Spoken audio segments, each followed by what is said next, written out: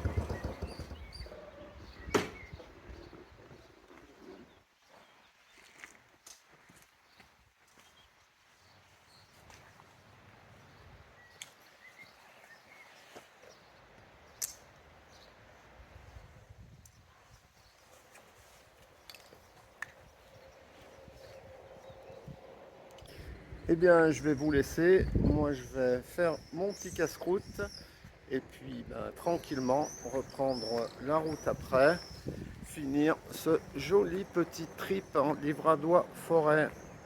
À plus tard. Avoir bien roulé toute la journée, des jolies petites routes, des jolis points de vue. C'était vraiment super. Je vais donc taper mon petit casse-croûte. un petit sandwich façon kebab acheté à une petite boulangerie d'un village un peu plus bas. Et puis, je vais reprendre la route en espérant que je tombe pas en panne d'essence parce que j'en ai pas pris depuis le début. Le voyant de réserve s'allume depuis un bon petit moment. Donc je voudrais bien tester l'autonomie. Donc je vais essayer de voir ce que ça peut donner. Si, il en reste bien encore un petit peu. Je ne sais pas si ça va le faire ou pas. On va tester. De toute façon, j'ai ma petite réserve à l'arrière qui pourra me permettre de faire quelques petits kilomètres en plus.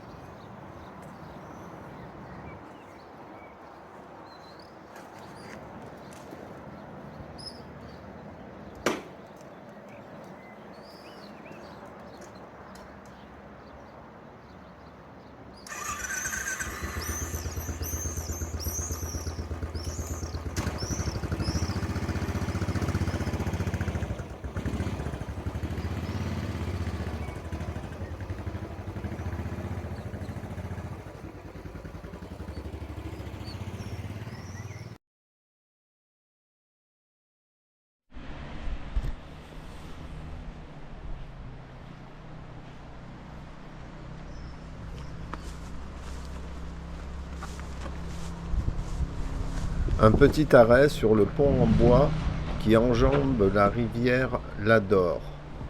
Un petit tour à pied sur ce petit pont pour apercevoir la rivière qui coule en bas. C'est bien sympa et un petit peu de fraîcheur à l'ombre.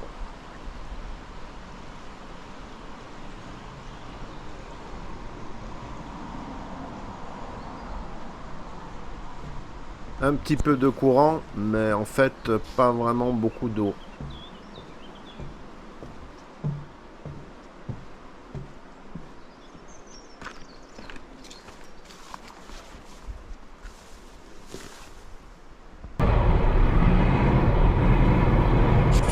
Allez, direction le col du Béal, des virages encore au milieu de la forêt.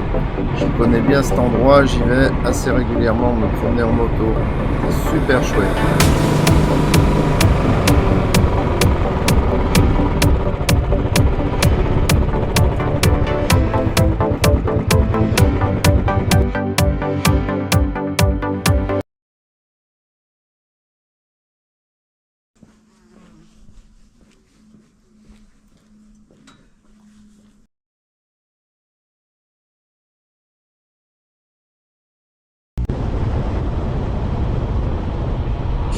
Après m'être désaltéré, je reprends la route et c'est la dernière descente en direction de la maison.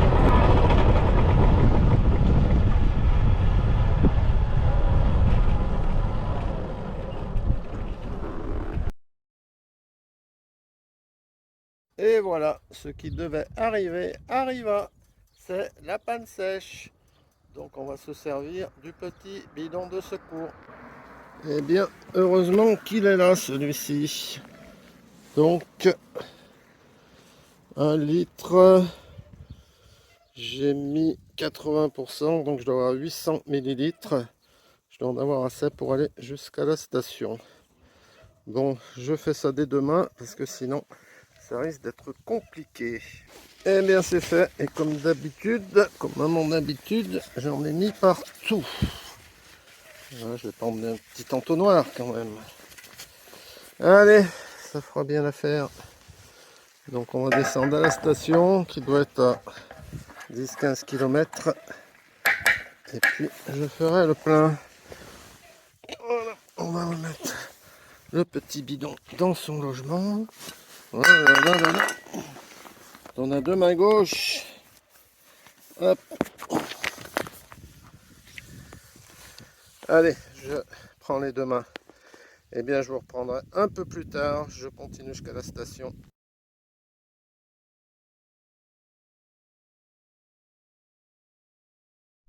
Je laisse à mon copain IA le plaisir de conclure ces 2 vidéos.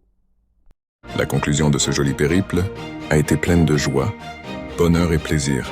Près de 500 km de belles routes et une dizaine d'heures sur la moto m'ont offert de beaux paysages. Malgré un peu de froid et de chaleur, nous avons évité la pluie. Quelques soucis d'hébergement ont été vite résolus et j'ai eu l'occasion de rencontrer des passionnés de moto et des admirateurs de ma monture. J'ai accepté volontiers les demandes de photographie et j'ai partagé ma passion avec eux. Après ces 2 jours de bonheur, une seule envie me vient, reprendre ma Royal Enfield 500 classique et repartir en vadrouille. La route m'appelle à nouveau et je suis prête à l'entendre.